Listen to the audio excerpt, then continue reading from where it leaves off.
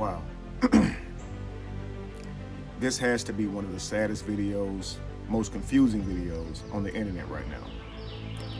This video is of a man destroying a little girl's grave, headstone, because he just discovered he wasn't her father. And he's out here desecrating the headstone. All the comments are, well, 99% of these comments are judging him, criticizing him, wishing bad upon him.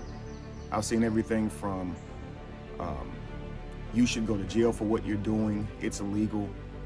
I've seen people say that she's gonna come back and haunt him for what he's doing to this headstone.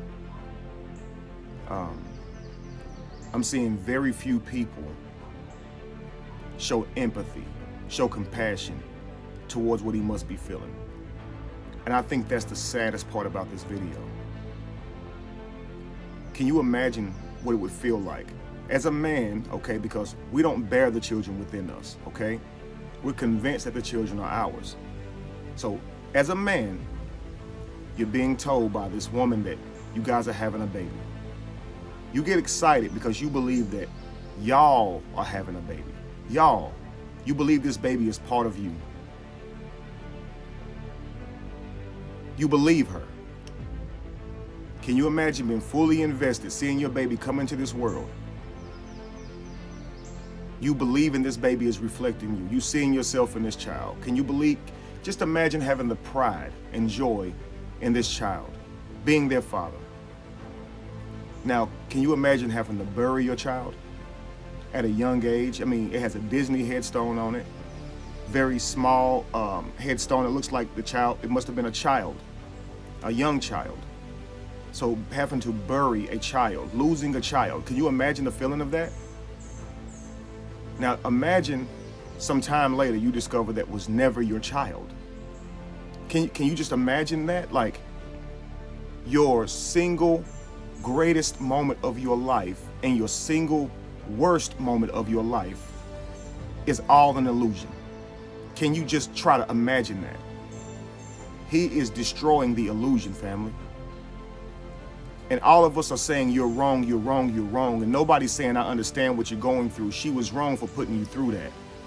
In a world like this, where men go through things that is this catastrophic and nobody offers an understanding, I believe this is what's leading towards this depression, this anger, this massive self-deletion that we're seeing amongst men, family.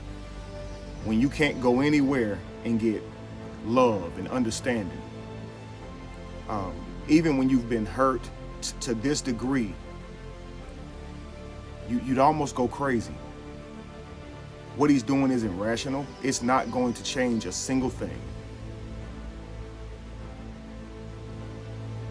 But I wish that we could be more concerned about the life, the pain of the living than we are about tradition and the dead. The living will always need us more than the dead. I think about this scripture. I think it's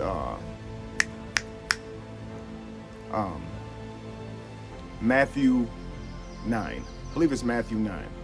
This guy comes up to Jesus and he's telling Jesus that he wants to go whithersoever thouest goes, okay? And Jesus turns to him and says, foxes have holes, the birds of the air have nests, but the Son of Man has no place to lay his head. And Jesus bids the man to come follow me, right? Come follow him. And the man says, I will, but first let me go. He says, suffer me to go bury my father, right?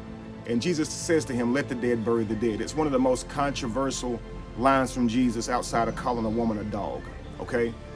Let the dead bury the dead. It just sounds like, wow, you won't even let the man go bid his father a goodbye. It's his father. But that scripture right there, that parable, is to show us that the living is more needy of us. The dead, they're gone, family. Now just consider these traditions that we have. We put bodies into the ground. We call that holy ground, but everywhere around us is holy ground because creatures and beings die every day on this ground. And the further you go back, we didn't put graves. So everywhere you step is holy ground. Family, frankly, these avatars that we live inside, once we pass on, they are fertilizer. Now, we romanticize our vessels over every other creatures and species. So we put ourselves in boxes and we find these special ways to bury ourselves. That is tradition, family. Okay? But the life itself is gone. It's passed on. Okay, we used to put them on boats, put each other on boats and send us off to burn. And that was important to us when we did it. Okay? And we've always put these traditions above our lives. It's sad. That's a rock he's destroying in comparison to what he is going through. If we tried to understand what the man was saying, what the man is going through, instead of speaking to what he is doing, we would speak to what is being done to him. And what has been done to him, frankly, is he's been lied to and manipulated. He's been convinced that a child was his, and he spent the portion of that child's life that it had on this planet loving that child and having his heart ripped out when he believed his daughter died. And now, after finding this out, he's having a hard time with it, obviously. Maybe this is the way that he tries to get his senses back. I mean, the graveyard, that stone probably has his last name on it. That would have been his legacy. Maybe he's destroying that. He don't want that to be there. Can he have that? Can you understand that his heart is broken? Maybe you ladies will never understand what that does to a man, because frankly, it happens so often. It's about 40 to 50% of the time. The last statistic I saw was about 60% of the time. It's a lie. When a man gets a paternity test, it is not his child. Why tell a lie of that magnitude? Why? Why have him convinced that he's the father of a baby that you know potentially isn't his? Why lead him on to that degree? See, I think it's like, let's talk about what he's doing so we don't have to focus on the would-be elephant in the room. And it is, ladies, y'all gotta stop lying, man. I'm just gonna come out and say it. You gotta stop lying. You got to. Look at what you're doing.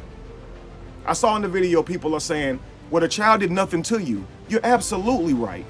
Did nothing to him. And that child did nothing to her when she lied on that man and said it was his baby.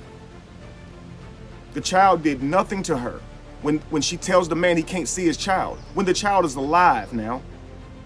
When you guys weaponize these children and don't let the father see these children, the children did not do anything to you. Why are they being punished? This child is passed on. Someone said you should have desecrated the baby mother instead of her. Like, yo, you know that's where you're gonna get to jail and prison time. No, he shouldn't do that. But what should happen to her? Being that she's the one who put this man through this, and nobody's talking about that. Literally, I don't see this in here, in these comments. Why is this not fraud? Why is there not a punishment for this?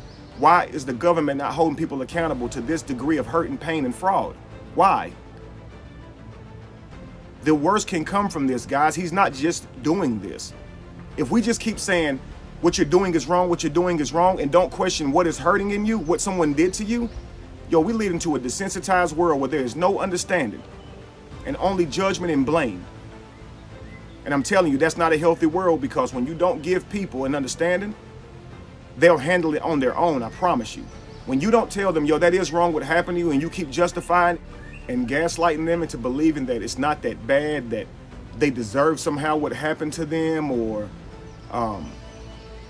some type of thing that does not give him the validation that he needs, that his pain is very real and he has a right to that pain or anger. You understand? And that's where you get the malice from, okay? This act in and of itself is not malicious, as in I want to destroy this headstone from this little girl, as in they did something to me. And that is obvious. So why people keep saying she did nothing to you? Yo, that's a very small truth to point out. We know that she did nothing to him. We know that. That's the obvious thing. So somehow we need to focus on the person that's doing this and give them an understanding. Maybe that'll calm them down. Do you understand? Because if we're just on the outside saying you're such a horrible person, you're such a horrible person, and we're not saying you're acting out of pain, the person who lied to him, that is what was unnecessary. Now this is unnecessary. But what's more true is the lie that was told to him was completely unnecessary. And I always say in the middle of chaos is when you will find yourself. He's hurt, y'all. He's broken. And we're not seeing that. We're only seeing a man destroy a grave or desecrate a grave. We're only seeing the child. That child is no longer here to even know what's happening. They don't value that headstone nor our traditions. They are gone, family. They have passed on. And our concern is more for the child who's no longer here, for the stone that is part of tradition, than the human being with their heart broke right now. Broken more than that headstone would ever be, family. Please know the pain that goes with your lie. You're not just hurting them, you're hurting the child. And the child did nothing to you for you to be lying to them. Don't lie for any reason. I don't care if you think he's because he's a better man, because you don't want to lose the relationship, because you believe he'll be more resourceful. I don't care. It's never okay to tell that lie, family. And until we all socially start holding that accountable, holding people accountable to tell that lie, we're not going to see a change, family. I get that there's no judicial laws to stop this from happening necessarily. So we as a social world, we see how it's destroying our communities. Man or woman, we should never deny when someone is hurting to this degree from a lie being told about paternity.